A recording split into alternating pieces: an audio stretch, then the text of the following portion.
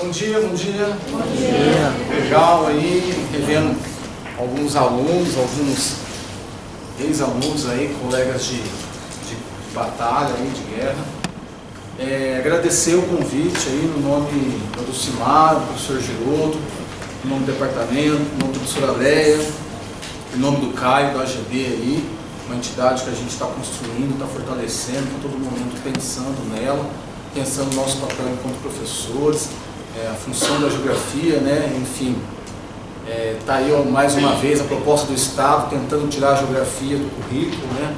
Já está acontecendo no Paraná e Goiás, coincidentemente, né, alguns governos do PSDB. Mas vamos lá. Moçada, o texto, né, a Lei 10.639, o ensino de geografia, a questão da pesquisação.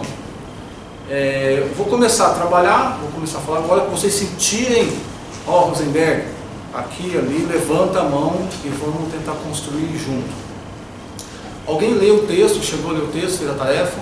Opa, 2, 3, 4, 5, 6. Então assim, vamos tentar construir junto.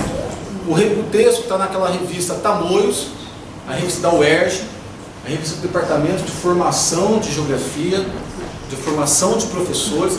É interessante isso, porque a UERJ tem 3 campos no Rio de Janeiro, tem São Gonçalo, onde o Renato está, tem Maracanã, Duque de Caxias. E Duque de Caxias.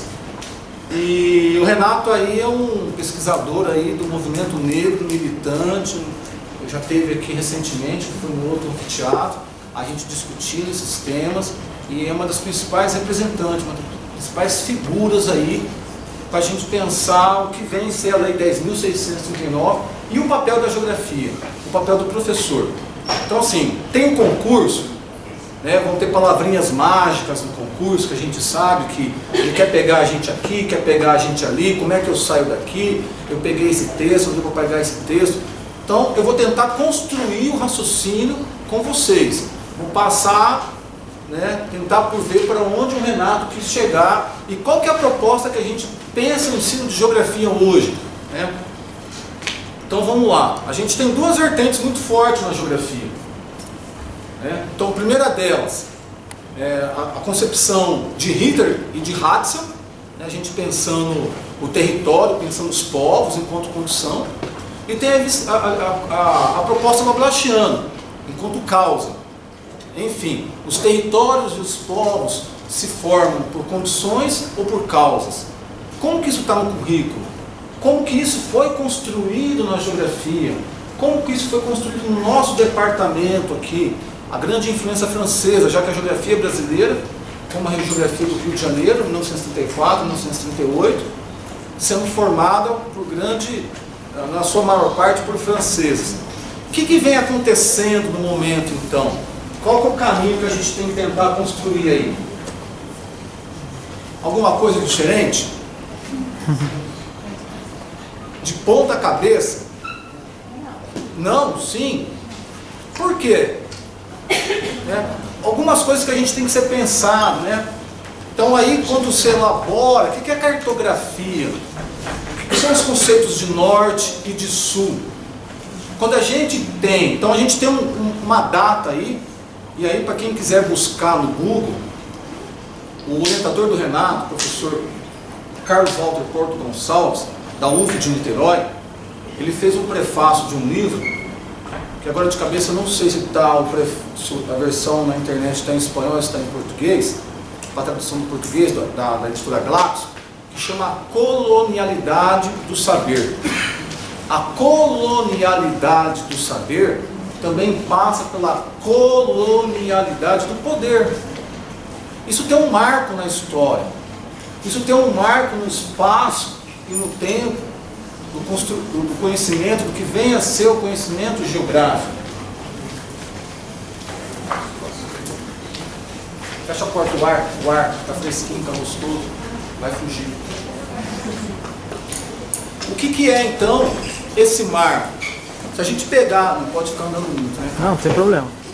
Se a gente pegar na história, na relação espaço e tempo, a gente tem aí, entre aspas, um marco de 1500. Por que o marco de 1500? Lógico que isso acontece antes, A gente aprende lá nas aulas de geografia, nas aulas de história, e isso vem sendo discutido, até interessante, dois textos que eu chamaria a atenção, o texto do professor Rafael Zanzo, acho que foi a Carla que trabalhou, ou não trabalhou? Não. O texto do Rafael Zanzo, que está na geografia, e o texto do Renato. Um marco para a gente pensar a proposta do concurso, qual que é o perfil de professor de geografia que a prefeitura quer, pelo menos o que a secretaria indicou. A indicação desses textos já dá uma dica para nós de quem é que a secretaria está querendo, qual é o perfil. Por que qual é o perfil?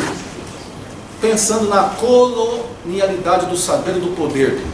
Se o marco entre aspas, é 1500, a gente aprende lá nos livros de história e de geografia, que é por 1500 que os portugueses estão chegando aqui, que a Europa está saindo nas navegações, que a Europa está chegando na América, que a Europa está chegando na África. Mas a gente já sabe nos documentos, né, documentos que estão cada vez mais sendo descobertos, e aí a importância da história para a gente na geografia, que os caras já estavam aqui antes de 1500. 1492 já estavam aí se reproduzindo em nome de Deus. E aí em 1500 começa o quê? Criar-se conceitos. Conceito de norte, conceito de sul. Se eu estou no norte, eu sou bonito, sou cheiroso, tenho cabelo. Tinha. Se eu estou no norte, sou bonito e sou cheiroso, quem está no sul é o quê? Né? Quais são as adjetivações de quem está no sul? Ou de quem estava no sul? Não existe pecado do lado de baixo do Equador. Né? Não é à toa, é filho de historiador. Né? O contrário do progresso é o quê? O contrário de civilização é o quê? O contrário de conhecimento. Então, as adjetivações começam a ser construídas. Os conceitos no campo da história, os conceitos no campo do conhecimento começam a ter pesos. E para nós, da geografia, para nós, das ciências humanas, das ciências sociais, isso se cria cada vez mais forte. Seja pela escola alemã, ou seja pela escola francesa, como condição ou como causa. Se a gente pensar os pensadores, os iluministas, né? Não os alquimistas, os iluministas, cadê minha merenda? Os iluministas, né? Quem que é Rousseau? Quem que é Montesquieu? Quem que é Kant? Quem que é Durkheim? Se a gente pensar pelo lado alemão, Kant, Hegel, e a gente chegar até Einstein, Leibniz, as pessoas que estavam concebendo o espaço, tem a sua importância no campo da filosofia, tem a sua importância no campo da sociologia, mas como que fica a criação de outros conceitos com relação ao quê? Aos povos e aos territórios. Territórios que estavam sendo conquistados, territórios que estavam sendo anexados, pessoas que estavam passando pela condição de escravo. A condição não era mais a condição social, a condição de luta, de guerra da escravidão. A escravidão agora estava no conceito de raça. A escravidão agora estava na cor da pele. E a gente já sabe, baseado nos materiais, e aí, né, se a gente for aprofundar na leitura da história, os historiadores, não sei se tem historiadores aí, o próprio Manolo Florentino, ou Luiz Felipe Alencastro, né, o Trato dos Viventes, a gente vai ver como que a necessidade de anexação de territórios, e no caso da escravidão, como que no caso a transposição dos africanos para o Brasil foi 5, 6 vezes mais lucrativa do que o ouro, do que a madeira, de qualquer riqueza aqui, mineral ou vegetal, do que a fauna lá fora. E aí, por que então se cria, né, essa ideia de conceitos, por exemplo, de raça? Da onde veio a transposição, né? A mediação é transposição porque você vem, e é o contrário do pensamento de Vygotsky, que você media o conhecimento, você constrói o conhecimento com o aluno. Não, é transposto mesmo. O conceito de raça é tirado, estou falando muito rápido, gente. O conceito de raça é tirado das ciências biológicas, que hoje já está extremamente discutido no campo da biologia, no prédio de cima, nos 3 principalmente, né? São 3 prédios da biologia, no ICB. O conceito de raça é totalmente tirado das ciências biológicas e posto no campo social, né? Como que esse conceito de raça, então, parte para se pensar norte e sul? Está de ponta cabeça? Está certo? Está errado? Essa imagem é a capa do livro, da colonialidade do saber, que também a gente pode pensar de colonialidade do poder, a colonialidade do conhecimento. Então, essa colonialidade do conhecimento, a gente pensa, essa classificação, como que isso se deu na história da humanidade e como que isso se perpetua, gente. Como isso foi posto, trabalhado em 1500, 1600, século XVI, século XVII, século XVIII, século XIX. Isso renasce lá com o senhor Adolfo, com o shintoísmo, com o nazismo e com o fascismo. Tinham algo em comum. E como que isso está renascendo, hein? Um discurso aí. O discurso da mídia. Como que isso vem se propagando, se tentando voltar. Esse conceito de raça faz a gente pensar então a importância e por que surge a Lei 10.639. A abolição de 1888, os historiadores já nos mostram que em 1910 a escravidão continuou ainda. E se a gente for aprofundar isso mais nas particularidades hoje, o racismo disfarçado, o racismo institucional, descarado, que a gente não sabe o que é o pior, ele ainda existe. Em 1910 ainda existiam fazendas mantendo a população afro, população negra, entre condições de escravidão. Enfim, em 1888 a gente tem um marco. Se a gente voltar um pouco na história, a revolta dos malês em Salvador, as revoltas que existiam nesse território que estava se formando no Brasil, antes de mais nada buscava essa igualdade de seres humanos. A Lei 10.639 de 2003 é a primeira lei do governo federal, do Luiz Inácio. O que está por trás dessa lei do Luiz Inácio?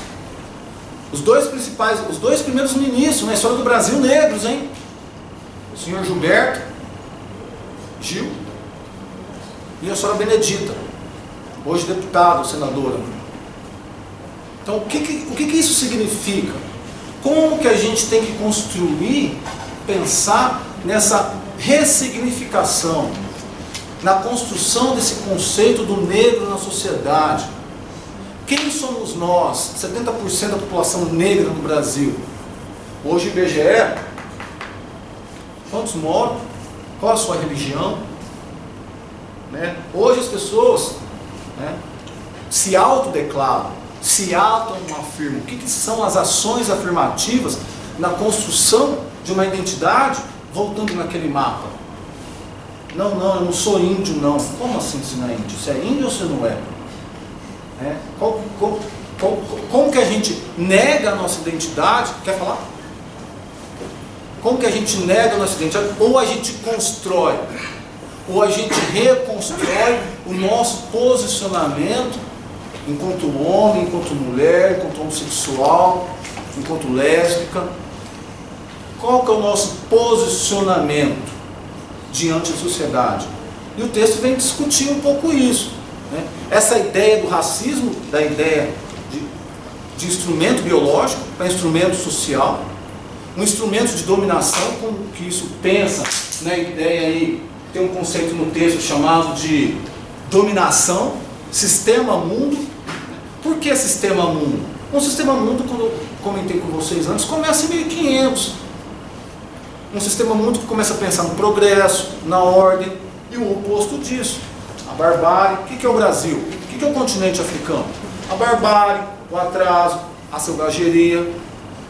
Nós viemos aqui para trazer a luz para vocês. Nós vamos salvar. Como que isso refletiu e reflete no campo do conhecimento, pensando nas ciências humanas e pensando o quê? Povos e territórios. Povos, né? As suas populações, porque é interessante também pensar nisso. O Renato não fala, mas as ideias a gente vai falando, vai exercitando. Povo é um aglomerado de pessoa. População é a identidade dessa pessoa. Qual que é a identidade do Brasil? Então é até interessante a gente pensar nisso. O Brasil só passa a ser Brasil, gente, se tiver alguns historiadores aí me ajudam, 1889, hein? República Federativa do Brasil.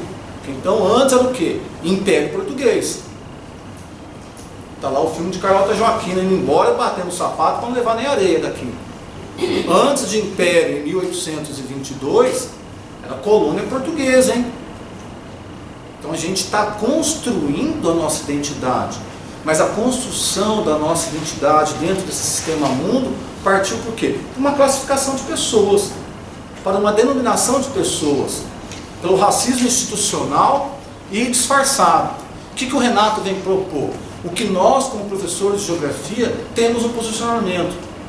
Como que isso tem que refletir na sala de aula? Quais são as políticas públicas que tem que acontecer? De que lado você samba? Como diz o poeta carioca. Tem carioca aí? Como diz o poeta, rap com samba. A gente tem um posicionamento na vida ou não? Não, eu sou neutro, não existe neutralidade. A neutralidade também é um posicionamento. Isso é conversa para surfista. Adoro praia, tá, gente? Com todo respeito. E aí, qual que é o nosso posicionamento? Em pensar, essa ideia que se discute hoje, nós somos desenvolvidos, primeiro mundo, segundo mundo, terceiro mundo. Peraí, mas só tem um mundo, cadê o segundo? Só estou vendo um aqui, cara. Países subdesenvolvidos e desenvolvidos. Países em crescimento, mas crescimento por quê? O que é a ideia de colonização? Isso não mudou, gente, não acabou. A escravidão não acabou, a colonização não acabou. O que ele está chamando a atenção para a gente, como é que é? A gente vai aceitar, não, agora não é mais subdesenvolvido. O clássico, né? Pierre Jorge, Yves Lacoste e Bernardo Kaiser. Né? Foi instrumento, serviu muito para a ONU. Salvo engano meu, isso foi feita de encomenda. De encomenda para a ONU, hein? Está vivo aí o Yves Lacoste. Países desenvolvidos e subdesenvolvidos. O que está por trás disso? Aí a gente tem que pensar e questionar. Recentemente, não sei se vocês estão acompanhando, os países africanos de colonização francesa foram intimados a pagarem uma taxa para a França, por ter sido colonizados pela França, porque afinal a França levou o conhecimento, né? Trouxe o saber. Olha onde chega a questão. Daqui a pouco isso vai chegar em Portugal e vai vir aqui no Brasil. Temos que pagar uma taxa da dívida externa. Essa dívida externa que está sendo trabalhada, que está sendo discutida aí,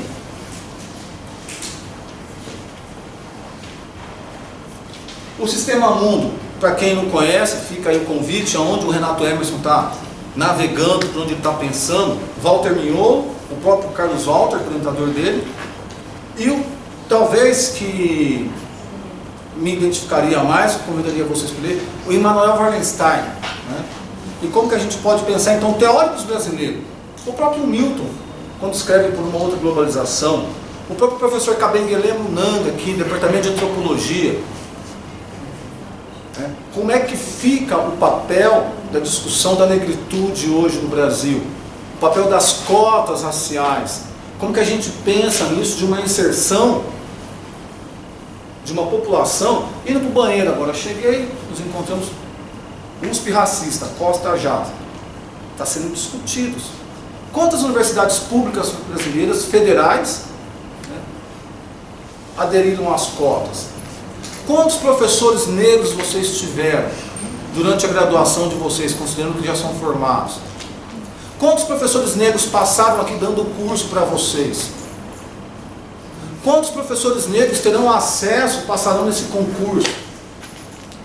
Como que a gente pensa no nosso papel, qual que é o seu papel diante dessa discussão na sociedade hoje? Quando a gente pensa no acesso à universidade, no acesso ao conhecimento, a construção desse conhecimento, eu não posso falar, eu não tenho nada com isso. Eu estou fora dessa jogada. Eu tenho que ter um lado. Não dá para ficar surfando. Uma hora o tubarão pega. Então, essa ideia de sistema mundo vem cobrar para a gente o quê? Práticas de construções. Como que a gente pensa no currículo praticado? No currículo construído? Se eu não vou pensar as concepções de Lablache, eu também não quero pensar as concepções de Ratzel, que tem um grande debate a respeito disso, entre condições e causa. Uma linha, o professor falecido nessa casa, o professor Tunico, Antônio Carlos, também caminhava por isso aqui, por essa proposta. O que é pensar o Brasil pelo Brasil mesmo? O que é nos olharmos e construirmos referenciais a partir de nós, não a partir do outro. Não é você que tem que falar para mim o que eu sou, como eu tenho que ser, mas eu que tenho que construir condições. É lógico que o outro pode me ajudar. A gente não vai jogar a água, a criança, a bacia, tudo fora. No campo do conhecimento, no campo das teorias, isso é muito delicado. Tem os seus autores, os pensadores, tem o seu respeito, tem a sua importância. Mas cuidado, a gente tem que saber olhar, conversar com o texto, analisar até de que maneira isso contribui ou não para a formação de um raciocínio, para a formação de um currículo, para a formação que a gente pensa para a igualdade racial. Se a gente tem que rever o conceito de raça, se a gente tem que rever a nossa sociedade, a gente tem que se rever enquanto cidadão, a gente tem que se rever enquanto professores. Diga-se de passagem, está sendo gravado, Departamento de História, tem 5 grandes especialistas em África, 5 grandes. O Departamento de Geografia está se movendo, está correndo atrás disso. Departamento de Sociologia, de Antropologia, Centro de Estudos Africanos, 50 anos, completou em 2013. Professor Fernando Mourão, professor Kabengele Munanga, professor Carlos Serrano, estão aí mais fortes do que eu, do que qualquer jovem, com todo respeito. Então, como é que fica então o papel de geografia, a nossa irmã siamesa aqui em cima de nós? Tem 5 profissionais, professora Leila Hernandes, Cristina Wiesenbach, Wilson Batista, de peso, hein? Professora Laura. Como é que fica, Qual que é o papel da geografia hoje em se pensar a África? E pensar a África não só enquanto colonização.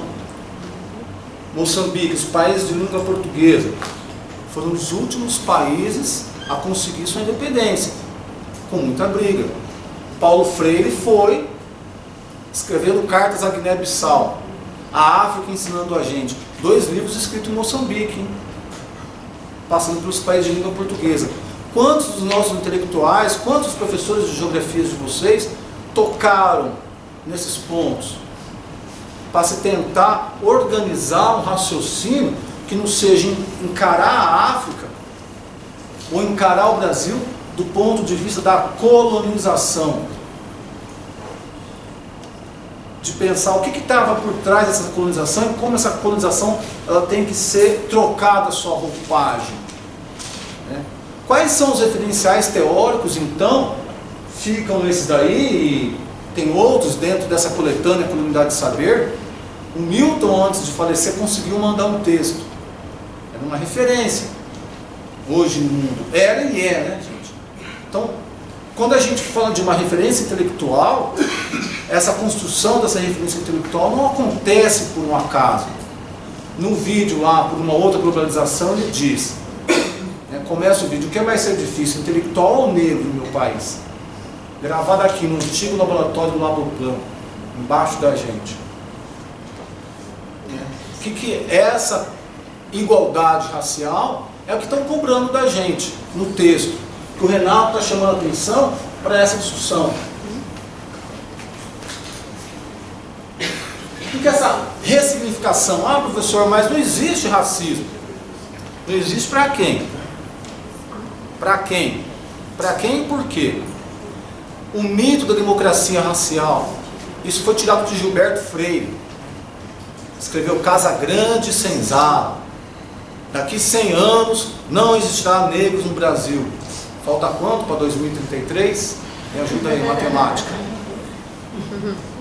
Não, se Deus quiser, não existirá negros no país. Casa Grande. Aí a Casa Grande surta quando a Senzala começa a ler, né? Começa a estudar.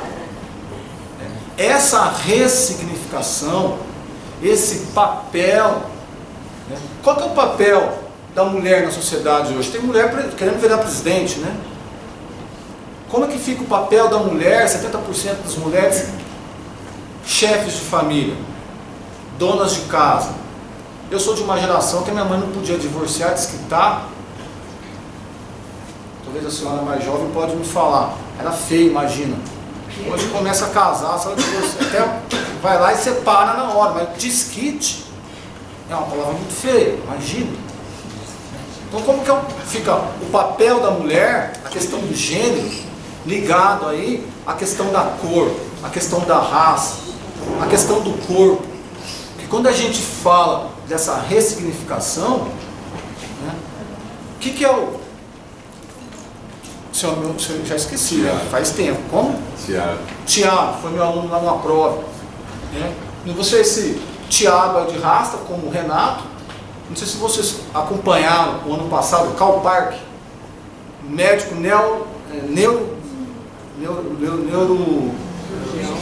neurocirurgião, acompanharam essa reportagem, né? Descendo de um táxi na Avenida nos Jardins para entrar. Foi entrar no hotel, o pessoal quase não entra. E chegou e falou para eles: vocês deviam ter vergonha. Sou o único negro aqui. Um simpósio internacional de neurociência. No prédio também. Teve dificuldade de entrar no prédio. E aí, quando perceberam que era um médico, professor titular de uma universidade americana, que veio para dar a palestra, é diferente, né? Primeiro que dar palestra em inglês, né? Alguém fala inglês? A primeira pergunta de alguém, vão ter que ter tradutores, né? E aí, o que é uma pessoa rasta? O que é o corpo enquanto escala? O Renato usa a palavra corpo uma vez no texto. O que significa o cabelo rasta? O que o corpo? O Milton, nos últimos textos, tratou do corpo negro. O que é o nosso corpo? Quais são as adjetivações, os advérbios que são construídos no campo do conhecimento a respeito do cabelo rasta? Ou não? Estou exagerando. Então, quando a gente fala nessa democracia racial, nesse mito, que, não, isso não existe, opa, vamos tomar cuidado. Isso aconteceu em São Paulo, hein? No ano passado, outubro, novembro, se não me foge a memória. Quem tiver com o celular aí pode buscar. Karl Park, médico neurocirurgião. Me ajuda aí, por favor, não sei se você fala. Vamos lá. Só uma pergunta. O Renato, ele fala, é só o termo, ele fala igualdade racial ou igualdade de direito? Porque há uma diferença, mas daí até a Erika comentou comigo que, na verdade, como existe o Ministério não, existe a... CEPIR, Secretaria de Políticas de Igualdades Raciais. Igualdade racial, ele podia estar usando nesse sentido, mas em outros textos dele, ele não fala igualdade racial. Ele, inclusive, já vi ele criticando isso abertamente, que é igualdade de direitos. Então, ele mas fala eu não sei nesse texto que eu não li, né? Não, igualdade racial. Você já falou seu nome já? Tiago, já. Tiago, vou perguntar mais 3 vezes. Tiago, igualdade racial. Se o conceito de raça tem que ser ressignificado, a gente tem que pensar no nosso posicionamento nessa sociedade. a igualdade de gênero. Né? Se eu vou falar da igualdade da mulher, a mulher com a mulher, ela sabe o que é. Agora, a igualdade de gênero, como a igualdade racial, porque isso foi posto, isso foi construído e isso é reforçado. Está aí o discurso, Marco Feliciano e Bolsonaro. Ou não? Então, quando se fala dessa igualdade racial, essa ressignificação, como que a gente constrói isso? Porque a palavra valores aí, valores não racistas, o valor não está só no campo da educação, do simbólico. O valor não está só do ponto de vista, político, de poder. Porque poder, se você tem grana, você entra e sai nos jardins, em qualquer restaurante, com algumas dificuldades ou não. Mas e a questão econômica? Né? Como que esses três fatores, o econômico, político, cultural, aí do simbólico, como que a gente ressignifica isso? A gente reconstrói? É do dia para a noite? Né? Como que a gente dá outro tom? Eu fico pensando que é preocupante ter que ter uma igualdade para se haver o respeito, entende? Não somos iguais, isso está característico, assim, a gente vê na cara que nós não somos iguais. E parece que para ter um respeito, né, que é o tal da tolerância, não quer tolerância religiosa, tolerância, só quero respeito. Somos diferentes, temos que nos respeitar com as nossas diferenças, entende? E aí essa palavra igualdade racial, está parecendo que a gente precisa ser igual para que haja um respeito. Aí fica complicado, na minha perspectiva. Isso vai de encontro ao que o Thiago falou. Eu tive o ano passado um curso lá em produção dos estudos africanos. De lá então, né? Falou sobre o primeiro texto, até da Unesco lá. E aí eu voltei para a sala de aula e tudo mais, tentando falar um pouco dessa questão das Áfricas, né? E uma aluna fez a seguinte pergunta, vai no ponto que o Thiago falou. Professor, vai ter que criar uma lei, né? Para que as pessoas entendam que é importante estudar a África, que o racismo é elevado nesse país, desde a universidade até escolas, que a gente precisa fazer um exercício do pescoço, né, como você falou, de vez em quando colocar a porta, abrir a porta e olhar para ver se o professor está ministrando uma aula é negro, não é? Isso aí eu estava olhando semana passada, deu uma limpada, já tem um tempo, né, para enxergar um pouco isso. Então, é mais ou menos o que já colocou, né? Criar uma lei, usar alguns termos de igualdade racial para ver se a gente. Isso que às vezes preocupa, né? Enfim. Interessante, Thiago? André. Para quem tiver com o texto aí, página 7, 1, 2, 3, 4, 5, 6, 7, prescrição. Ele usa a palavra prescrição curricular. Porque a gente sabe que o currículo ele é construído. Mesmo tendo uma lei, não vamos longe, né? Sabemos que a bancada evangélica, como a bancada da bala, agora, a lei é uma prescrição necessária. Agora, se não existisse a lei, hoje a gente vê uma grande abrangência de materiais no campo da sociologia, da antropologia, da arte, da história. Você vê uma série de materiais em PDF. Para quem conhece o pessoal da ECA, tem uma série de documentos, NEAB, Núcleo de Estudos Africanos Brasileiros da ECA. Agora, se não existisse essa lei, se isso não fosse obrigatório, mesmo com a obrigatoriedade da lei, a gente sabe que ela não é seguida, que isso não é praticado, que isso não é efetivado. Será que teríamos um posicionamento da sociedade? Como que a sociedade se posicionaria? É delicado, infelizmente, a lei vem para oficializar uma demanda do próprio movimento negro. A lei é fruto do movimento negro. A gente precisa se ver. A gente quer representantes. A gente quer universidade, a gente quer ser gerente de banco. A gente quer falar que eu sou um bandista. Eu sou filho de santo, pronto, acabou. No próprio período do Cal Park, a menina recebeu uma apedrejada no Rio de Janeiro. Lembra que estava indo para o terreiro?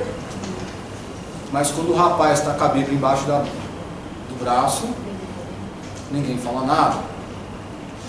Essa ideia que o sistema mundo criou alguns valores de cunho político, econômico e cultural. Se não existe a lei, não existe a reivindicação, qual que é a reivindicação do movimento sem teto, do movimento sem terra? Fim do latifúndio. Ah, mas eu te dei a terra, você continua brigando? Não, a lei do movimento sem terra, a reivindicação que enquanto existir terras paradas, enquanto existir o latifúndio, o movimento vai existir. Então não adianta você falar, mas eu dei a terra. A gente sabe que não é dar a terra.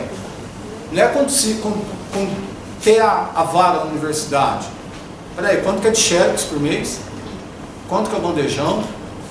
Aluguel, água, luz, ou a gente não tem roupa, cerveja não, aí já quer demais, né?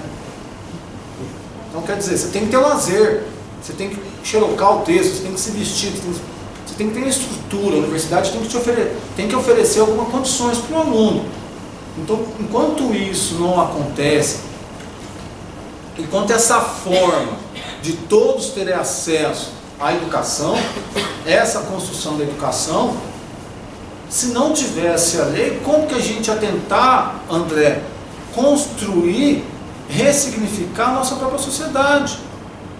Pensar, olha, nós somos diferentes, nós somos iguais, nós temos direitos, mas a gente sabe, vírgula, letra maiúscula, que o acesso aos direitos, acesso aos serviços, acesso à saúde,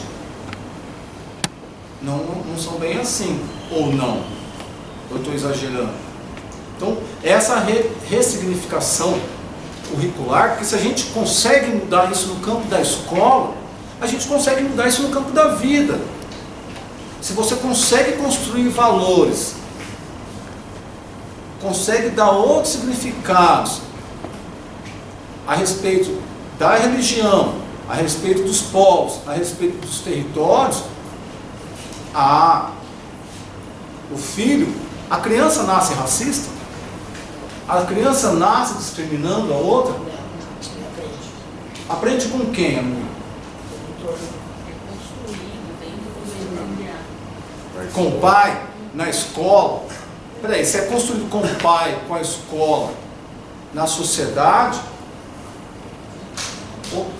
aí, Tiago, André, peraí, então alguma coisa tem que ser feita. Aí é ação, aí a gente tem que agir, porque peraí, se eu estou ensinando para a criança de 2 anos, 3, 4, não tem maldade, mas você começa a mostrar valores, você começa a dar símbolos, você vai construir esses significados para ela, e isso passa a ter peso. Agora, você desconstruir isso na cabeça de uma outra pessoa, ou não, né? Então, se a gente muda, já te passo, se a gente muda e começa a criar, e se a gente for ver nos materiais pedagógicos, os principais materiais discutindo a igualdade racial, discutindo o movimento negro, são materiais para criança, para os cursos de pedagogia, hein? Pessoal, diga de passagem, quantos livros de geografia da África vocês já viram? Quantos livros, o título? Geografia escolar da África, a África na geografia. Professor. Tiago, André, ele não tinha falado ainda. Para você que questão da geografia, geografia africana, que é da Universidade do Brasil. O Rafael, que também está na prova, né? Seu nome é? Ele. Não entendi. Tirou o Rafael da prova. Foi retificado ali. Tiraram? Coincidência, Rosenberg, você está exagerando. Grande autoridade, hein, moçada? Cartografou o continente africano, hein? Para quem baixou o texto, bate lá Rafael Zanza, tem um link no NB. Trabalhou no Museu de Drushlin, em Bruxelas. Rafael Zanza. Não, eu só queria fazer uma observação que, embora eu ache um absurdo a lei ter surgido no século XXI e precisar de ter uma lei para se discutir algumas questões, eu não estava questionando necessariamente ela, porque de fato o movimento negro tinha que ter algum respaldo político para que as demandas fossem atendidas. Mas eu estava dizendo o termo em si. Eu estou lendo o texto lá da lei, eu não estou me recordando agora, mas eu só acho o termo que é usado de igualdade perigoso, entende? Que é igualdade de direitos, porque não pode também massificar tudo e colocar tudo numa coisa só. Eu, enquanto negro, já não sou tão igual a ele, que é negro, então assim, eu sei que é mais ampla essa questão de igualdade, mas acho que já vi debate, já li sobre debate sobre não ser igualdade racial, porque talvez, em até certo ponto, ela pode até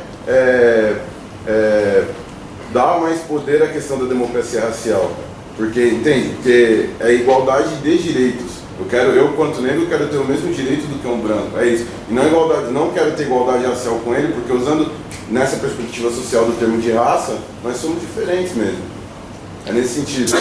E aí eu fico já vi esse debate com medo assim de dar força também para o debate da democracia racial. E aí eu não sei se o Renato usava igualdade racial, mas na lei, em alguns momentos, eu estava lendo a lei esses tempos, eu até rabisquei lá, não estou com ela aqui, procurei para ver.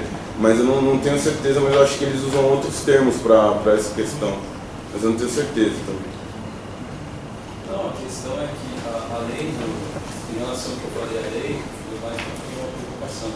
Mas eu até tinha colocado para você uma vez, por exemplo, a gente estava discutindo hoje, por incrível que pareça, não sabia para você, a gente estava discutindo o seguinte: fiquei 13, 14 anos na escola, não vi nada de África.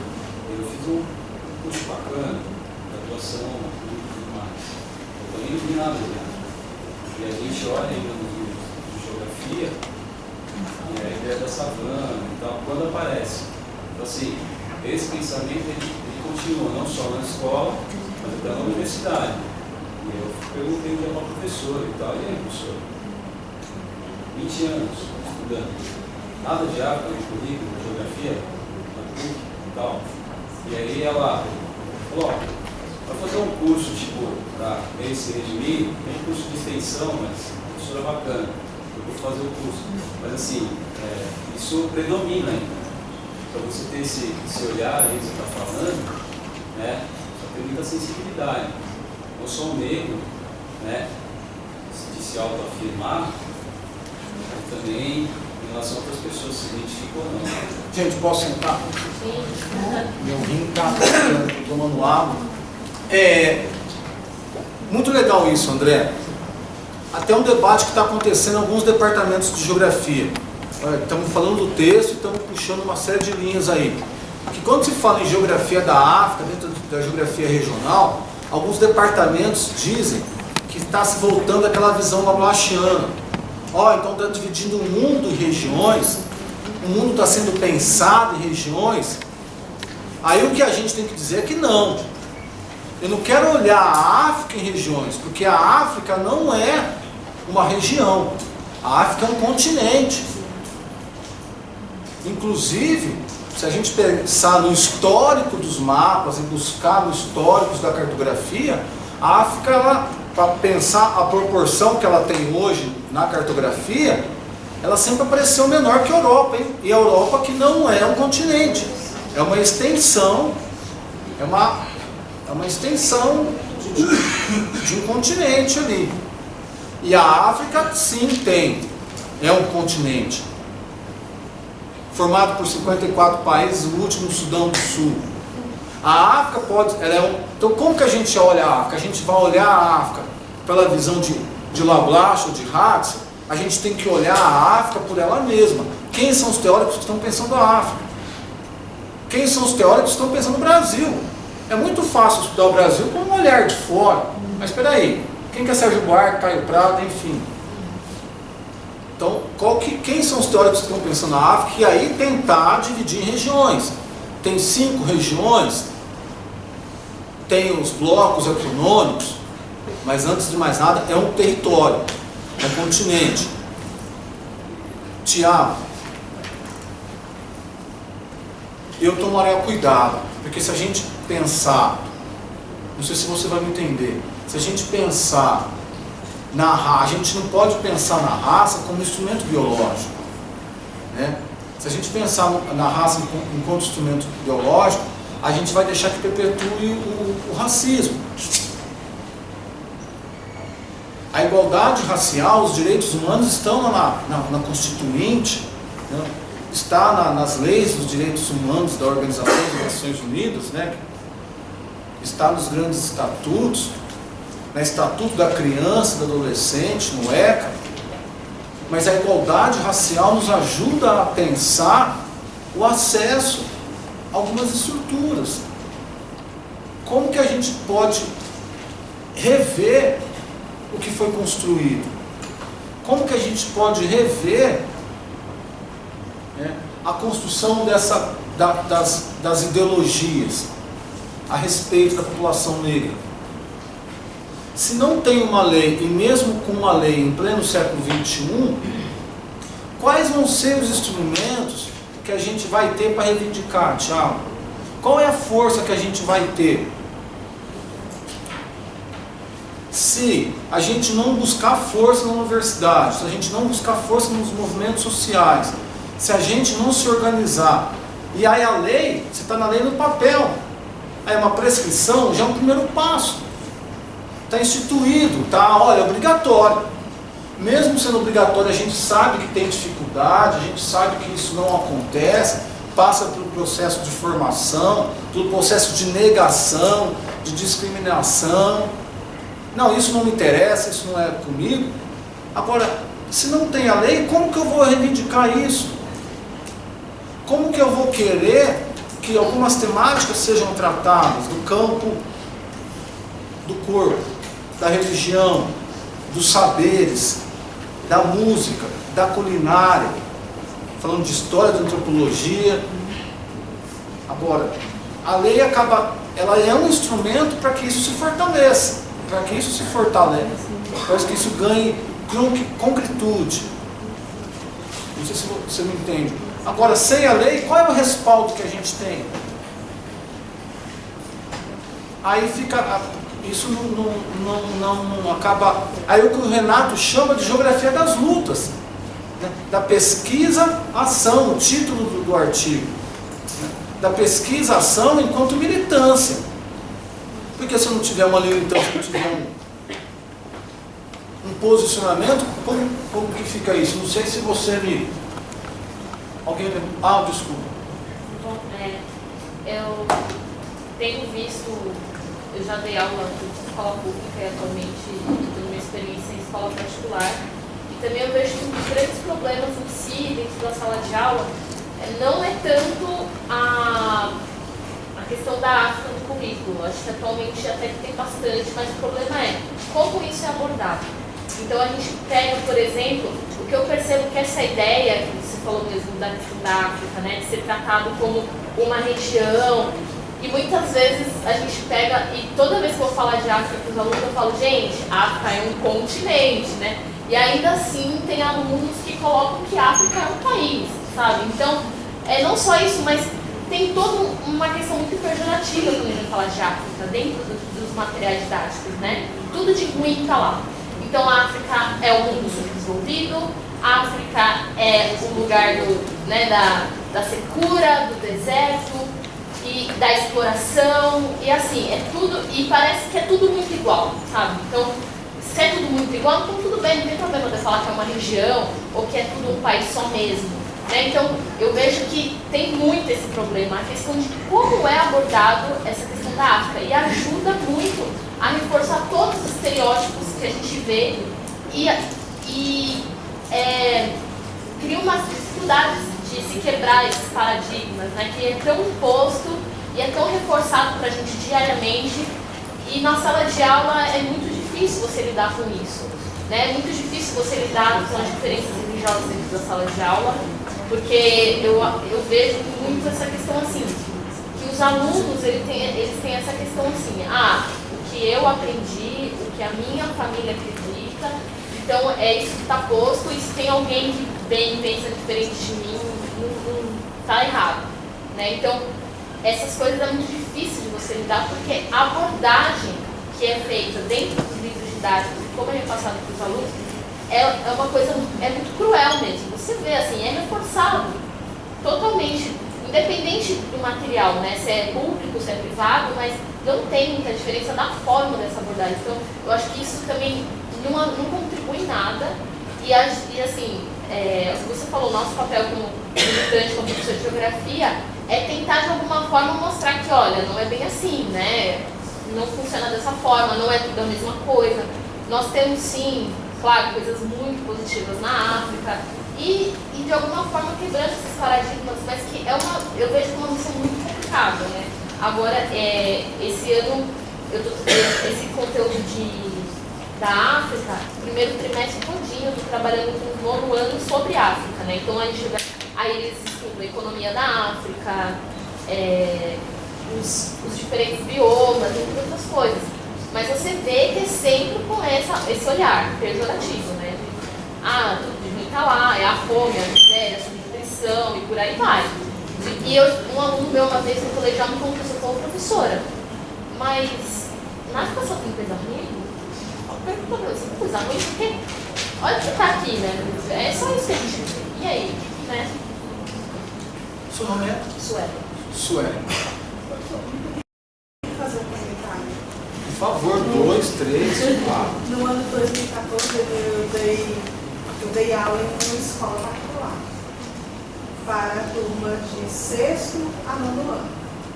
A turma de 9º ano, ela estava sendo preparada para ingressar no ensino médio. O Fundamental 2 meio virou isso no local onde eu trabalhava. E entre as várias conversas, porque o 9º ano foi destinado ao 9º ano do grupo didático dele, né? Foi destinado a conversar sobre o continente africano, geomorfologia, vegetação, clima, né? Condições, aspectos sociais e tal. Estávamos conversando sobre isso. E aí uma aluna, ela meio que fugiu do assunto, mas ela não fugiu do assunto. Então ela perguntou assim, professora, uma coisa que fica sempre na minha cabeça, aí eu disse, pois diga. Aí ela falou assim, por que é necessário as cotas? Aí uma das perguntas dela foi, as cotas elas não reforçam o racismo? Ela não inculca a ideia da incapacidade, essa já é uma elaboração minha, não inculca a ideia da incapacidade do negro na livre concorrência? Por que cotas para negros? Não deveria também existir cotas para pretos? Essas foram as perguntas de uma menina de 14 anos de idade. Né? Eu mudei um pouquinho, mas foi esse o contexto. E aí eu fiquei pensando naquilo e dizendo a ela, de cara de espera é o seguinte, as cotas raciais ou a tentativa de elaborar leis que tragam o negro para o contexto social mais ativamente, não é uma questão de privilegiar o negro, é uma questão de dar a ele uma oportunidade que ele não teve e por outras vias pode ser eliminado, ser essenciado, não sei se estou me fazendo entender. Era como se eu quisesse dizer a ela que era como se nos últimos anos nós estamos tentando consertar um certo desfalque que a estrutura dela fala como é isso. É como se a gente estivesse tentando dar uma oportunidade.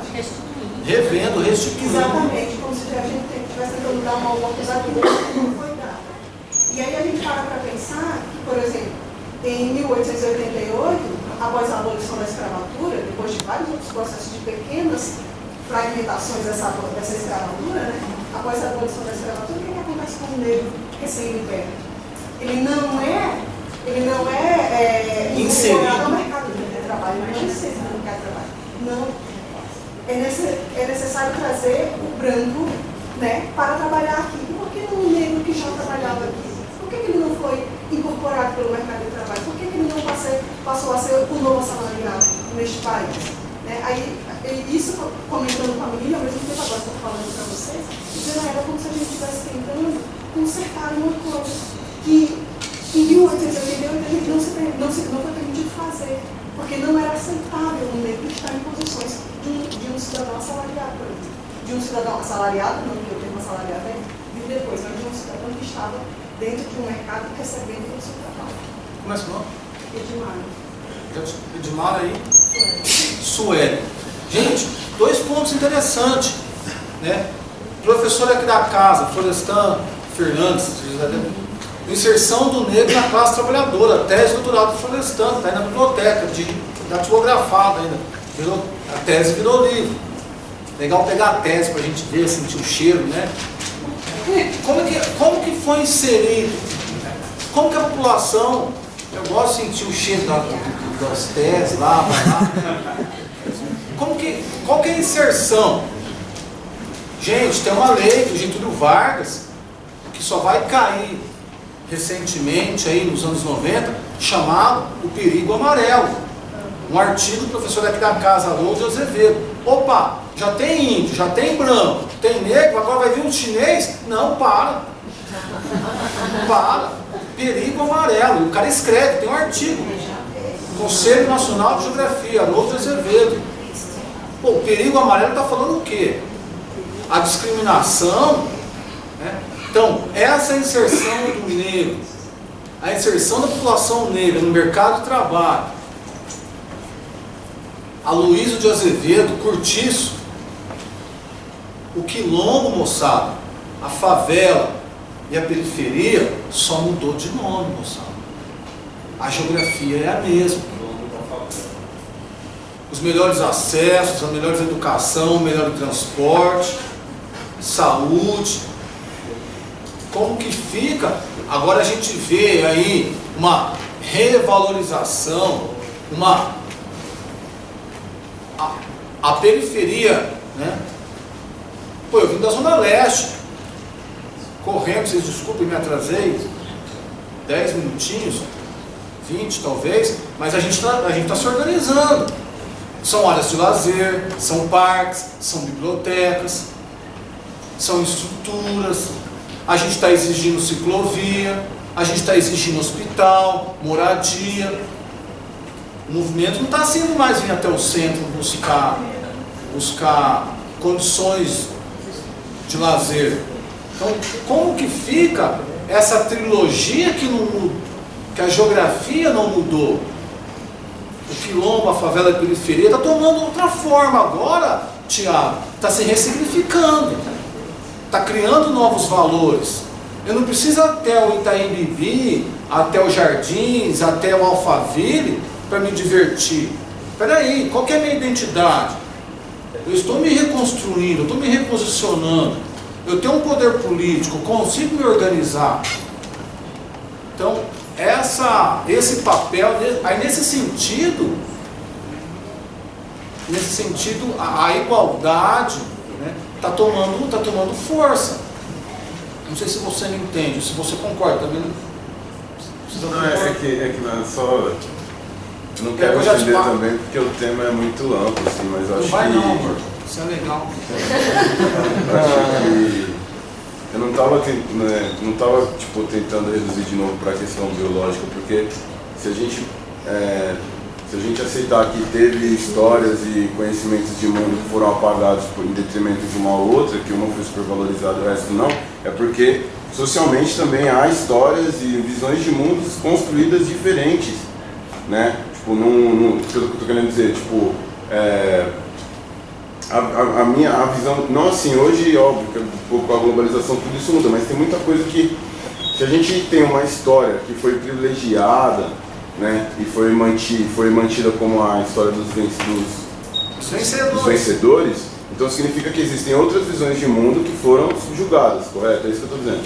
E agora, a questão da igualdade racial, que me parece, é que tem que, como posso dizer, equiparar, não equiparar seria melhor, inclusive, mas assim, tem que deixar como se todas fossem uma só, e não são visões de mundo diferentes, construções sociais diferentes, visões de mundos diferentes, religiões diferentes. E essa palavra igualdade, ela me pega, eu fico muito preocupado com ela, porque às vezes eu fico pensando que é isso, então para respeitar tem que ser igual. Eu vou dar um exemplo para tentar explicar o que eu estou falando. Eu trabalhava numa escola aqui no Jaguaré, a professora ditadora e tal, inclusive isso vai para a internet se ela descobrir, diretora ditadora, coloca não, Dona Rosane. E E aí, ela chegou em mim e falou, você não pode vir de shorts na escola. Daí eu falei, mas por que eu não posso vir de shorts na escola? Ela falou, porque é uma regra da escola, como os alunos vão te respeitar de shorts? Eu falei, então a gente está começando por visões erradas. Ele não tem que me respeitar pelo que eu estou vestindo, ele tem que me respeitar pelo que eu estou falando e por como eu estou respeitando ele. Porque eu sou diferente a eles e a gente tem que se respeitar. Eu estou me vestindo diferente deles? Tô, porque lá era uniformizado, né? Eu estou diferente deles, eles têm que me respeitar, não tem que pôr um uniforme e vestir igual. É nesse sentido que eu estou dizendo. Não buscar igualdade no sentido de que vamos respeitar pela igualdade. Não, vamos respeitar as diferenças. Mas isso é um debate que está rolando, né? É muito atual essa questão da diferença. A gente não fala mais em igualdade e a gente está assim, caminhando para uma discussão de respeito à diferença. E a gente não fala mais de tolerância também. Porque tolerar é, olha, eu não te suporto, mas eu vou conviver aqui no mesmo espaço que você, mas eu não te suporto.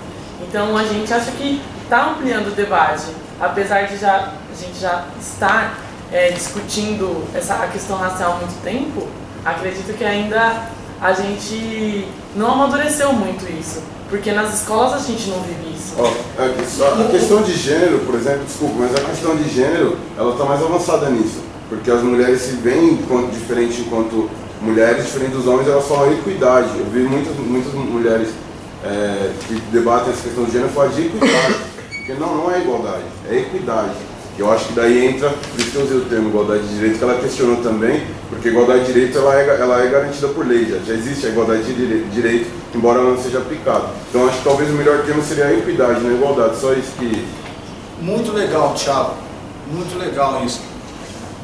Passa a palavra, tem dois meninos bonitos ali, mas aquela menina, ela levantou a mão, desculpa. Seu nome é? Camila. Camila. Eu estou escutando nessa discussão,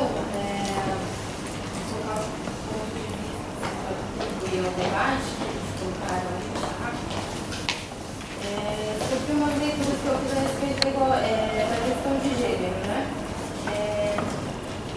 Uma autora que eu li, que eu achei bastante interessante a formulação que ela faz, que é uma autora que trabalha no tempo aqui na UFRJ, é essa Fiote, né? E ela tem um conceito que é muito interessante, que ele implica a raça, gênero e classe, né? Então, assim, pensar a sociedade de hoje com esses três termos indicados.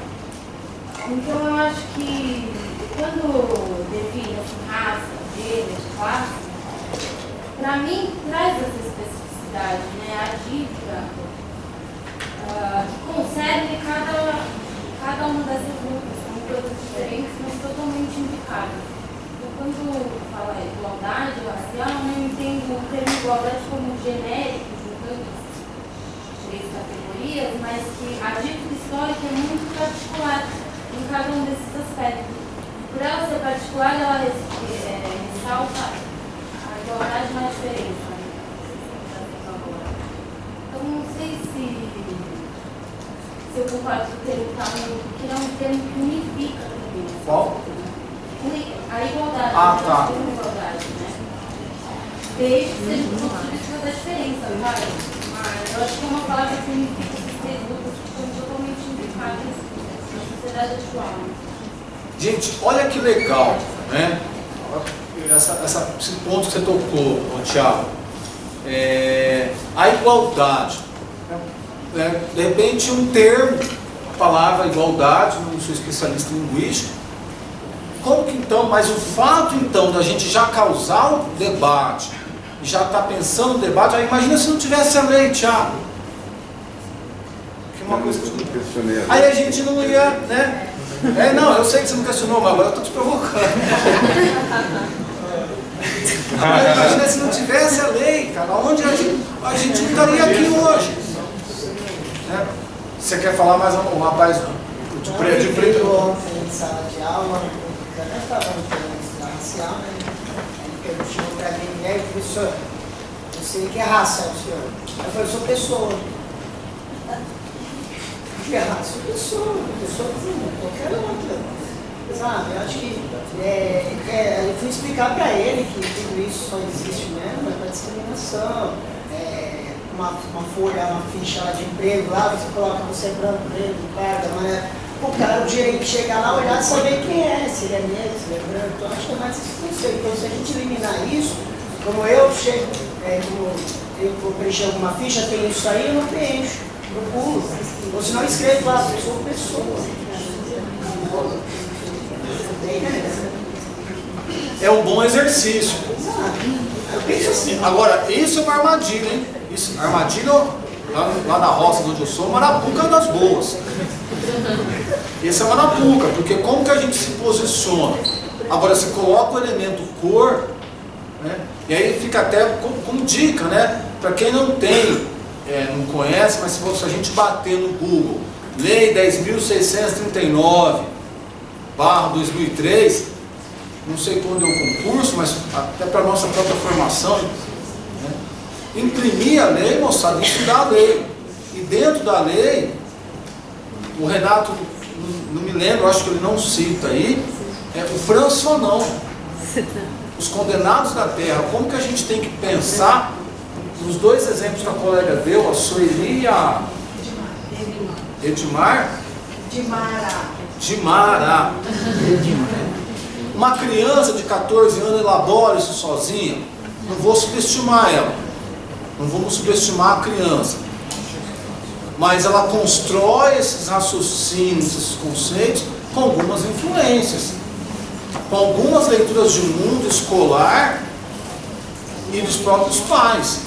E aí quando a gente pensa, eu tenho que rever os conteúdos, eu tenho que rever as práticas, né? São 5 itens aí que que o Renato chama a atenção, porque os métodos pedagógicos e os materiais pedagógicos, gente, não é só escolar não, hein?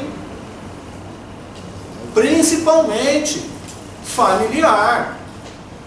A escola escolariza. Quem educa somos nós. Não é a escola, nós vamos contestar, vamos questionar. Chama seu pai lá que eu quero conversar com ele, né? Vamos mudar. Que negócio é esse, rapaz? Peraí. Mas para qualquer outro professor, isso aí vai passar como...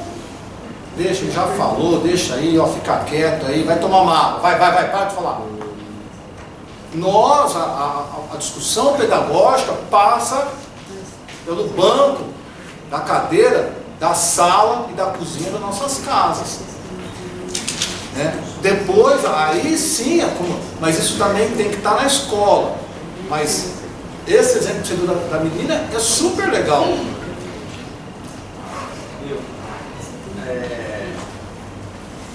Sim, eu acho que a universidade é um lugar para um debate de ideias, né? E, assim, você falou tomar pedrada, mas eu estou acostumado com pedrada, então eu quero retomar aqui a ideia de um filósofo chamada Ayn Rand, que ela fala o seguinte: o indivíduo, né, que deve ser o foco de nossa análise. Por exemplo, eu sou muito diferente, eu sou padre. Tá? Eu sou muito diferente dele, que também é padre. Né? O fato de eu ser o padre e eles são padre não quer dizer que nós não somos iguais. Então, na lei brasileira, no Código Penal e na Constituição, no 5º artigo da Constituição, está escrito que nós somos iguais perante a lei. Na teoria, na lei, é tudo bonitinho. Na lei não existe nada que mude entre o negro, o branco, o hétero, o homo, a mulher, o homem, nós somos indivíduos, seres humanos. Então, eu queria retomar um outro texto, queria tomar um texto de Milton Friedman, um economista que nos anos 80 escreveu o seguinte, né, o capitalismo, com o passar do tempo, ele tende a aceitar o negro, aceitar a mulher, aceitar o gay, né, por quê? Se eu tenho uma empresa, tá, eu vou querer contratar a pessoa que mais produza, que mais me gere lucro, independente se for negro, mulher, homo, hétero. Então eu acho que esse eu acho, em síntese, eu acho que essa ideia de falar que o negro sofre racismo, eu acho que muito mais uma questão de renda, porque Porque, porque na história, né, o negro sempre foi, depois da... Estou articulando aqui. A escravidão ele foi colocado de lado, né, ele subiu os morros. Hoje o negro não tem o acesso à universidade, não tem acesso a tudo isso por uma questão de renda. E não pelo fato dele ser negro. Até porque existem brancos pobres, também negros ricos. Como que eu dou condições econômicas para ele continuar a ter acesso, para ele crescer? Como que eu possibilito ele ter acesso a bens materiais, ao pão de açúcar, lugar de gente feliz? Eu adoro pão de açúcar. Só para entrar, eu ando assim, ó, ar-condicionado. Como que eu dou acesso a comprar uma cerveja Heineken gelada? Porque quente vai demorar para gelar. Agora, a questão de renda, eu tenho que dar acesso à educação, porque a renda pode ter na loteria, mas a gente sabe que está aí o Severino ganhando todos os meses, todos os dias. Agora, se eu não possibilito essa igualdade ao acesso à educação, que possibilita ele formar como direito, como jornalista, como professor, como dentista, e socialmente, na escala, a escala enquanto instrumento matemático, na escala enquanto tempo, na escala enquanto geografia, de caminhar, como diz o MC, em vez de parar o camburão, parar o táxi, eu tenho que ter grana. A grana, ela é uma construção. E essa construção ela tem que ser histórica, ela tem que ser, de uma certa forma, revista, reposicionada. Agora, se eu não reposicionar isso pelo campo da educação, pelo campo da pedagogia, pelo campo do ensino, dos materiais, e tentar possibilitar o acesso à saúde, à creche, coisas que quase a gente não precisa. Como que a gente vai rever essa história, companheiro? Não sei se... Eu não estou aqui para ser a favor ou contra, mas estou aqui para tentar apresentar o texto e outras questões que vão suscitando, mas a gente tem que pensar como isso pode... Afinal, o que eu quero construir? Que sociedade eu quero construir? Que sociedade eu quero deixar para os meus filhos, para os outros, para amanhã? Já tive 2 infartos, o terceiro acho que eu vou. E aí, qual que é a minha contribuição? Eu tenho que ter alguma contribuição. Ou eu deixo como está? Moçada, inserção e revisão, 2 verbos importantes. Isso está sendo inserido, isso está sendo revisto, revisão de revisão. Esses 2 itens se comunicam muitos, né? Materiais pedagógicos, eu vi que algumas pessoas levantaram a mão, né? Revisão e inserção, 2 verbos importantes. A discussão tem que ser inserida em casa, no boteco, na sala de aula, na roda de samba, na casa da sogra, e tem que ser revista, porque se a gente não rever isso, as arapucas estão prontas, né? A maré do outro lado, ele divide em 2 blocos aí. Como que fica essa gestão das relações raciais? Como que a gente pensa o projeto político-pedagógico? O projeto político-pedagógico não é só para o campo da escola não, gente. Olha o projeto de vocês.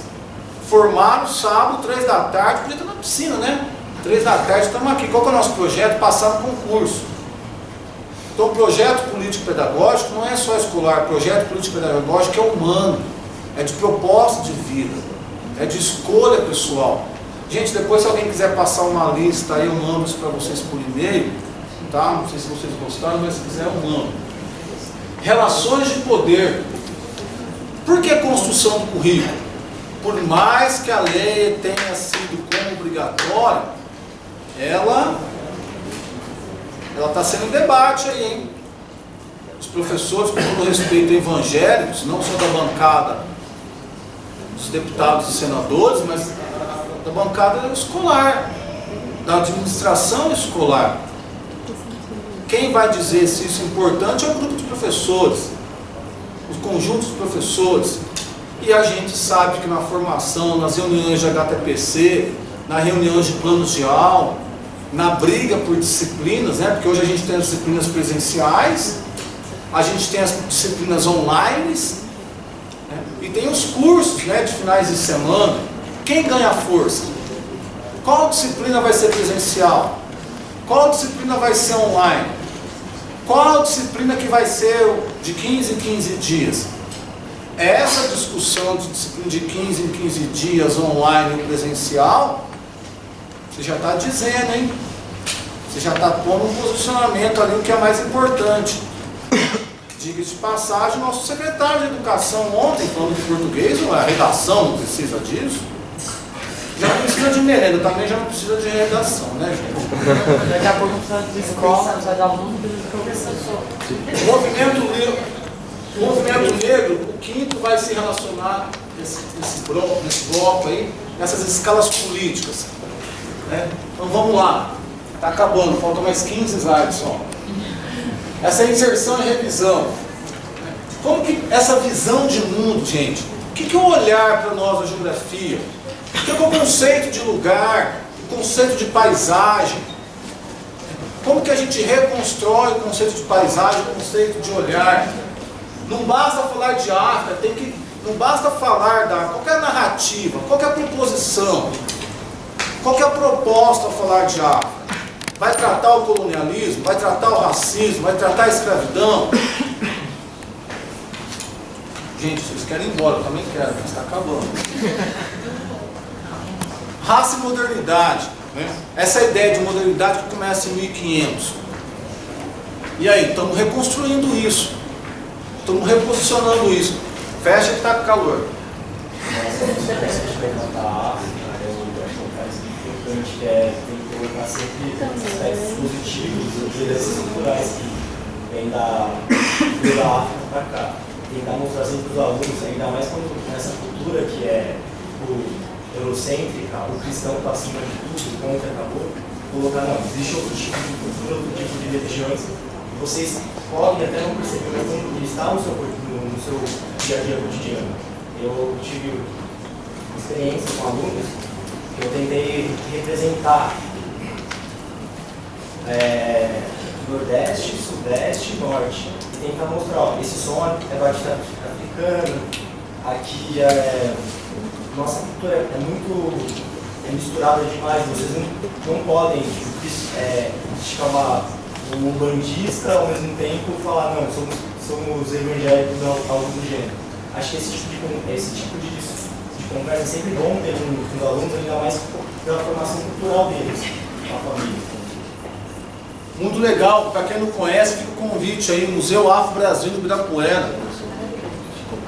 Conheçam, vão visitar. Né? Destruir, desconstruir essa ideia de totalidade do mundo, que o mundo é um só. Né? Essa ideia de sistema mundo que começa em 1500. É importante pensar nesses focos. Como é que essa ideia, até são instrumentos de discussões, está aí o livro do Hobsbawm, né? A era dos impérios. Será que os impérios agora não são outros? As colonizações agora não são outras? E aí quando a gente fala de globalização, né, quando o Milton fala, a empresa não precisa ir lá, ela põe só uma internet, ela põe só um ponto. Tim, o mundo... Mas tem que ter o green card, cara. Quanto você vai gastar? Não entra, volta. Sem fronteiras para quem? Né? O que é essa ideia de totalidade? Aí, os quilombos aí, Thiago, né? Muito legal isso.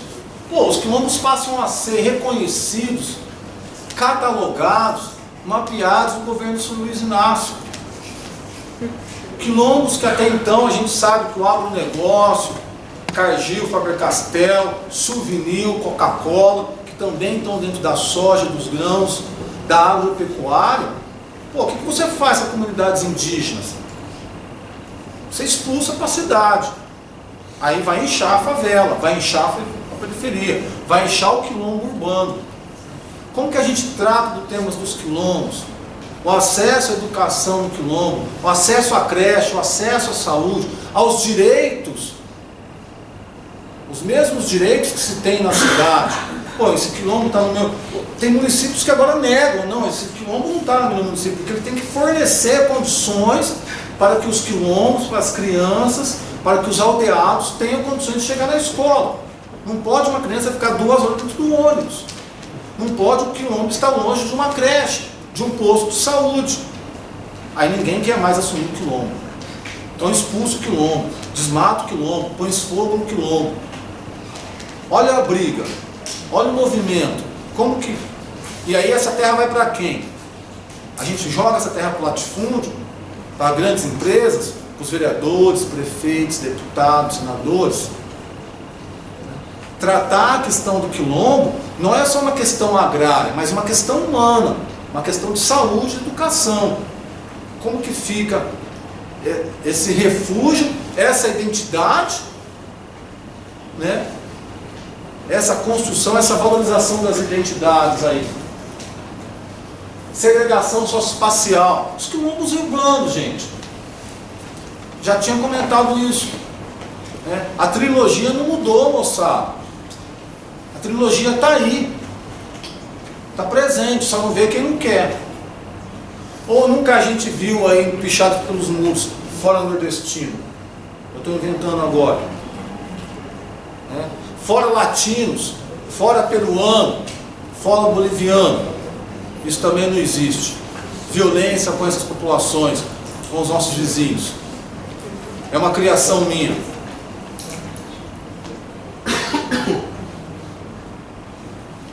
E principalmente aí, o menino saiu, tudo bem? IDH, moçada. A gente sabe que por trás do IDH tem uma série de outras vertentes, de uma série de outras discussões, mas o que é acesso? Quais são os elementos que compõem o IDH? 40% do território brasileiro só tem esgoto. Então somos praticamente 60% é quilombo, hein? 40% tem acesso à água tratada. O que é acesso à educação? Acesso a leite para quê? Você está querendo demais também, Rosenberg. Leite também não dá. Daqui a pouco você vai querer carne também.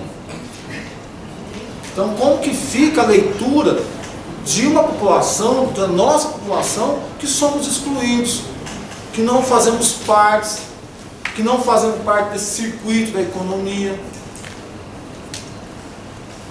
que não temos acesso à qualidade, à educação, à saúde, né? Se o IDH mascara ou disfarça alguns acessos, alguns dados, ali também escancara os outros, que a gente precisa tratar, que a gente precisa tocar o acesso a uma série de serviços.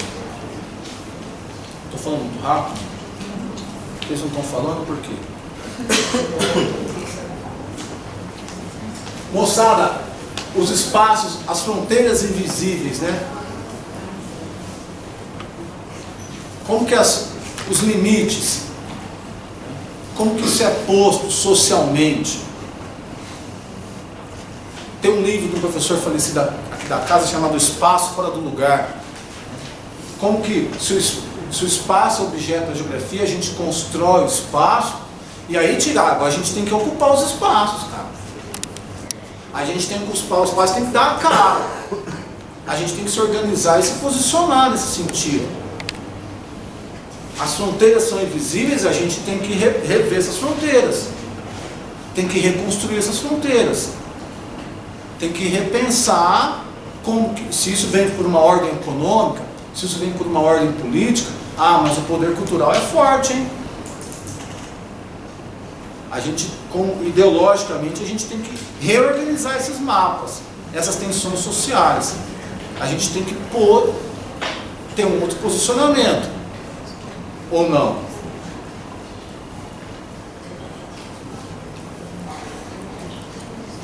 Fala um pouco, gente. Professor, eu acredito, só voltando um pouco na fala das duas colegas, Primeiro, você percebe na fala dela, por exemplo, que vai falar da geografia física, ou da África, da perspectiva da geografia física, esquecendo, né, a presença do indivíduo negro. A outra, quando a abordagem, só quando a aluna fala, né, quer dizer, o conteúdo não tem o que você trabalhar, a não sei que você trabalhe o currículo, como é que eles falam, o currículo, né? E eu acredito que hoje o que o currículo pede a gente, que a gente derrube essas barreiras, né? Que a gente recrie, né? Que a gente trabalhe é uma construção nova, né? A gente rever esses conceitos, principalmente do negro, essa defasagem que ela fala, né? Que o negro vem sofrendo desde o Brasil colônia. Então tem uma série de fatores que nós, enquanto professores, temos que de fato rever, principalmente na nossa área. Aí a importância do projeto do seu nome é? Noêmia. A importância do projeto político-pedagógico, das nossas ações em contratores sociais. Ela tinha levantado e eu passo para você. Você é assim. Eu acho que, falando de barreiras, eu trabalhei na Fundação SEAD e uma das barreiras que eu acho que deveria ser derrubada e que estava em discussão mais ou menos no período que eu estive lá, 2009, era sobre a declaração de nascimento. E já vem como a lei, eles não têm, não sei se foi mudado, pelo menos até recentemente era preto e não negro. Era já uma discussão que estava sendo abordada na época que, pelo que eu saiba, até o momento não teve essa mudança, né? Que eu acho que é uma das barreiras que deveria ser derrubada desde o nascimento da criança. Essa especificação dentro da declaração de nascimento, né? Então, professor, o que eu vou falar vem de encontro com o que ela está falando também, mais ou menos em 3 questões, né? Assim, eu dou aula para o ensino médio, periferia do Osasco, né? Então, lá, para você desconstruir essa questão do questionamento que a aluna de 14 anos fez, que ela falou, também o ensino médio é difícil, também é complicado, mesmo na periferia, pelo menos na realidade que eu estou lá, né? Então, e eles também, eles questionam a questão de achar que é racismo, e aí eu tive um argumento parecido com o dela também, e eles meio que não se convenceram. Você tem uma questão muito forte também da questão familiar e evangélica, que é muito arraigado neles, né? E uma coisa que eu percebi, inclusive essa semana, que teve muitos debates em relação a isso nas minhas aulas, foi as dúvidas que eles têm com a certidão de nascimento mesmo. Alguns até falaram que nasceram mais morenos ou mais brancos, e tá pardo, tá branco, tá... Eles mesmos têm dúvidas em relação a isso. Então eles questionam e em relação a realmente a identidade, né?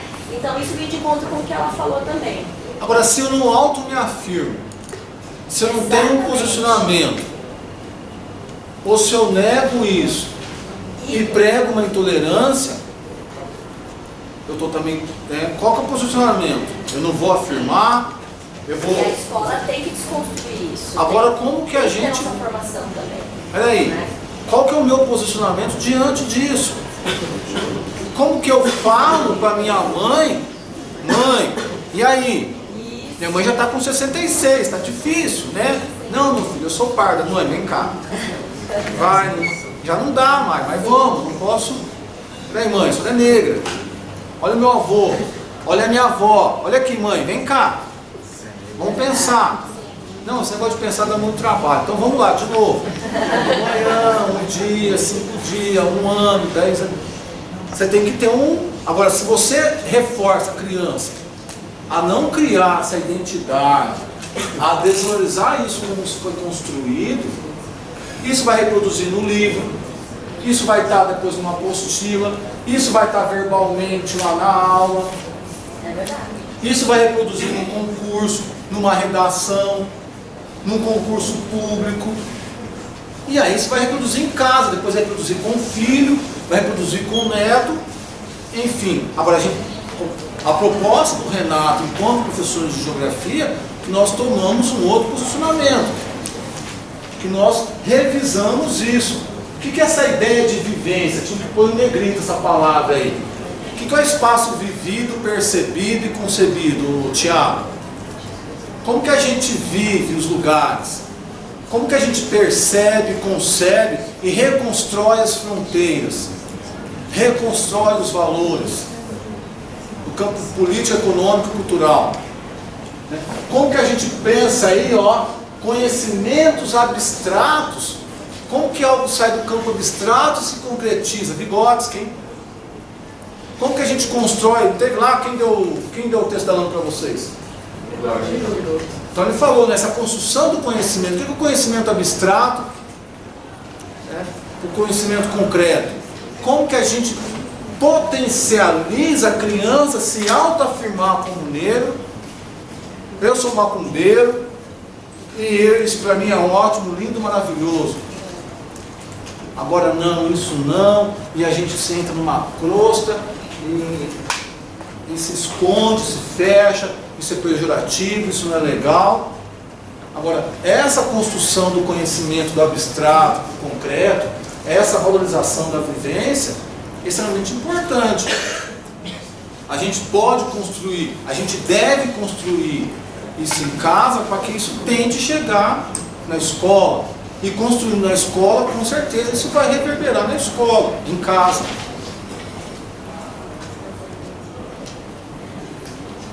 Esses temas, estamos falando disso, como abordar ou não. Tem que ser abordado, gente.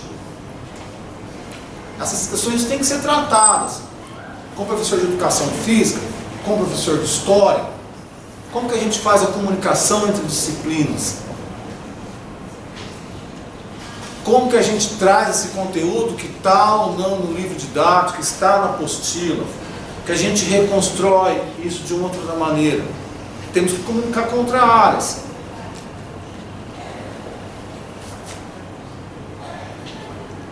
A imagem, como é que fica a imagem do negro, do homem negro, da mulher negra, da criança? Como que isso foi construído historicamente?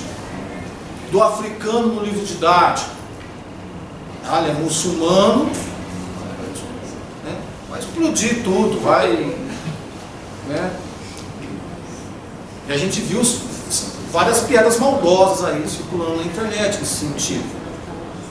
Se a imagem diz mais que 1000 palavras, qual a imagem que eu quero propagar? Qual que é a imagem que eu quero construir? Da mulher ou do homem? Da mulher lavando roupa e do homem de terno e gravata? A mulher não trabalha? Do homem negro como funcionário? Do homem negro como submisso? Da mulher negra como submissa? Homem como gerente de banco, como empresário, como professor? O Milton conta lá no Promotor da Globalização que ele chegou no Canadá, se não me engano, nos Estados Unidos, e ele foi buscar uma casa lá e teve dificuldade, falou, não, aqui eu não fico, não, vou embora. Seu Jorge, gravando o filme Jimi Hendrix, saindo, imagina, Seu Jorge, o pessoal da Disney para Milão, último show de Jimi Hendrix, todo mundo desce, o Seu Jorge fica lá com 4 rintintim, numa sala, 4 rintintim, pastor alemão, 12 horas em pé. Os caras da Disney piraram, Falaram, o que é isso? Eu só volto agora para Milão com um avião só para mim. Eu só volto no modelo João Gilberto. Você sabe como é que é o João Gilberto, que é as coisas, Senão, os caras da Disney teve que tratar ele que nem João Gilberto. Senão eu não volto. 12 horas em pé com 4 cachorros. Agora, tem que ser o Seu Jorge, tem que ser um músico da Disney, um ator. É brasileiro, Porque sai dos Estados Unidos para a Itália. Tem que ser um brasileiro. Coincidentemente, Olha as coincidências. Quer terminar o filme? É nesses padrões. Senão, não vou. E dobra o cachê. Quer? Tudo pronto. Só falta essa cena no show, em Milão. Enfim, Então, como que a gente reposiciona isso? E se não é o seu Jorge? E se é um cidadão comum? Um pai de família? Como é que fica essa discussão? Então, o que a gente tem que problematizar e construir esses conceitos na sociedade? A gente tem que jogar isso para a realidade, ou não? Tem que pensar a respeito disso. O Karl Parker, coincidentemente, tem 2 dentes de ouro aqui. O cara chega, 2 dentes de ouro, como que isso foi pensado pelos porteiros do prédio, nos jardins? Essa palavra balanço, tratei disso, Qual que é o balanço? Como que a gente pensa nas imagens, gente? As imagens, para quem vocês estão em contato com os livros, com os apostilas todos os dias, cada página, frente e verso, tem 1 ou 2, 3 imagens. Tem iconografias, repletas de iconografias. E muitas vezes as imagens não comunicam com o texto. A imagem diz uma coisa, o texto diz outra. É porque ele não percebeu. Não foi ele que escolheu a imagem. Cuidado, hein? A ingenuidade também é uma arapuca. A ingenuidade também é uma forma de discriminação disfarçada.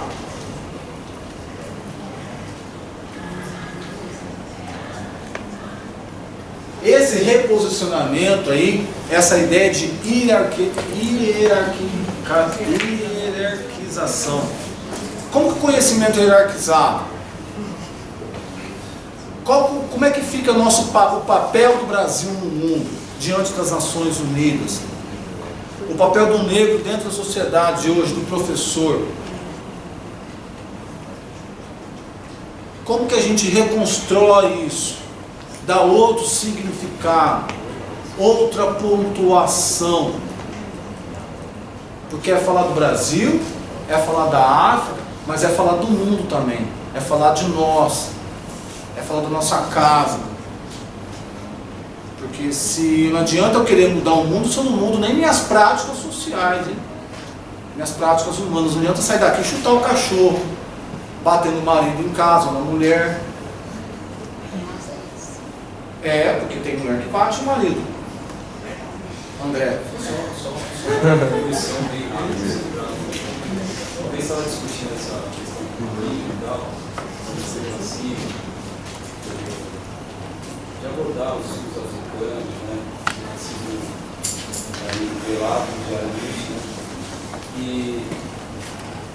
ela falou que essa herança, sabe aquela herança? Alguém deixou, mas você não queria.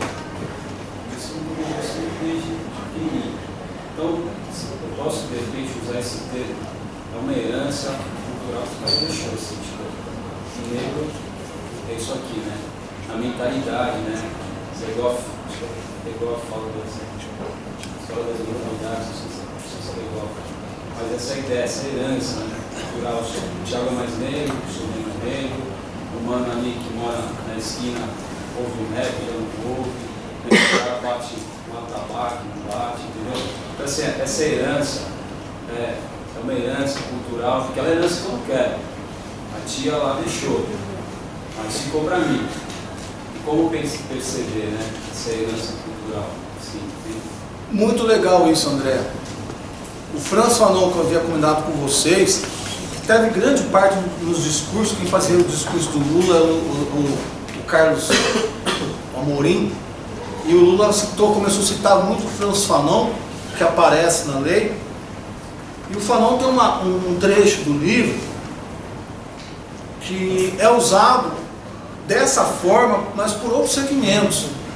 Fala, eu não tenho culpa da escravidão, eu não tenho culpa do racismo, eu não tenho culpa dos males da sociedade.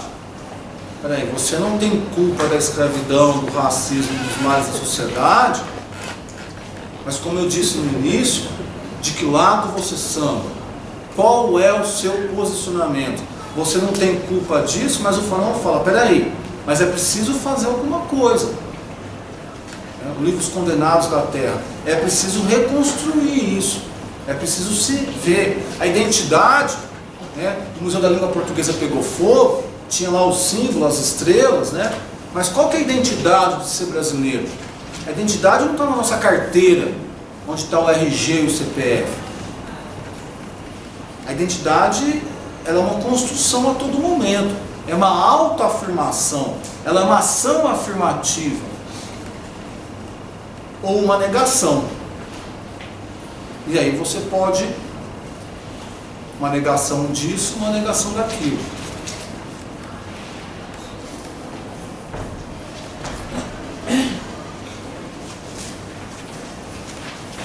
Gente, esse 4, né, esse envolvimento da coordenação pedagógica, é lógico, né, trazer os professores, conversar com os outros colegas, trazer os alunos, trazer os pais. A gente sabe que nos dias de hoje, o tempo que nos é precioso, o tempo que não volta, o tempo que custa dinheiro, o tempo de estar com a família, mas como que nas reuniões de coordenação de curso, nas reuniões de pensar o currículo que pode ser prescrito, de pensar o currículo que tem que ser praticado, de pensar nos textos, nas atividades, né? A importância desse projeto político-pedagógico não fique engavetado, não fique só no papel, que fique nas ações, né? Que tenha uma outra hierarquização, que tenha uma outra valorização, que tenha uma outra prática para essa discussão. Que a gente pense sobre isso. Ou todos nós moramos aqui no Jardim, no Higienópolis, no Morumbi? Como que fica esse posicionamento nosso, enquanto professor de geografia que está pensando no espaço enquanto construto social, de ações, de atores, de pessoas, do nosso papel na sociedade? Qual o papel que a gente quer construir? Quando ele fala da luta contra o racismo, da igualdade aí, que gerou o debate, né? Como que a gente pensa nesse posicionamento do negro, da mulher? Existem estudos, não me lembro agora de cabeça, que quando a mulher negra chega no hospital, ela não recebe as mesmas doses para cesariana que a mulher branca, hein? E aí? Ter o parto normal, o parto humanizado é uma coisa, mas você induzir uma cesariana, não receber anestesia suficiente para ela, é outra, hein? Homem não sente dor de parto não, moçada. Tem no máximo cólica de rim que eu tenho, que passa perto. E não gosto não. Agora, sentir dor é uma coisa, agora ser induzido a sentir dor é outra, hein? Como é que fica isso? Coincidentemente, eles esquecem de aplicar a anestesia.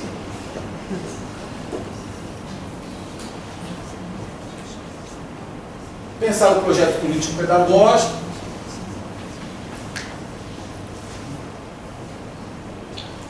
E aí, o que seria aí o final, o último parágrafo é a finalização do texto, né? Os dois primeiros parágrafos aí, tá de pensar um movimento negro aí, enquanto luta, enquanto construção de uma agenda. Falta 5 minutos. Moçada, como pensar nessa agenda? Como pensar nessas propostas? Como pensar em ações? Como ter uma participação de uma inserção do negro na sociedade de classe? A tese do Florestan Fernandes dos anos 30 a 40. Olha a nossa luta. O Renato vem fortalecer isso agora, em 2012, esse texto. Revista Tamoios. Então, fica a dica aí, passei por alguns temas. Acho que a grande questão que eu gostaria que a gente pode pensar é essa. Eu gosto desse slide aí. Como que a geografia pensa o sistema mundo? Como que nós nos posicionamos? E aí depois, se alguém quiser,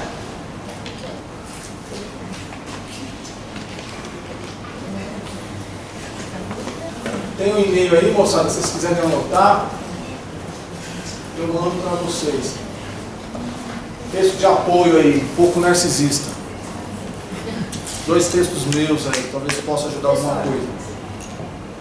A pessoa mais bonita dessa sala. Ah, o senhor é que é lindo, já me chamou de bonito, Professor, é o seguinte, eu, por exemplo, estudei na escola pública, eu sempre estudei em escola pública e fui trabalhar, conhecer a escola particular quando fui dar aula, né? Então, eu sou moradora da Penha, nasci lá, trabalhei em Guaianazes, trabalhei em Matarazzo, Santa Paulista, eu conheço isso.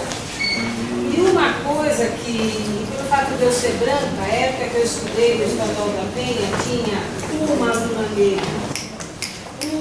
Uma se formou no curso normal, uma aluna negra.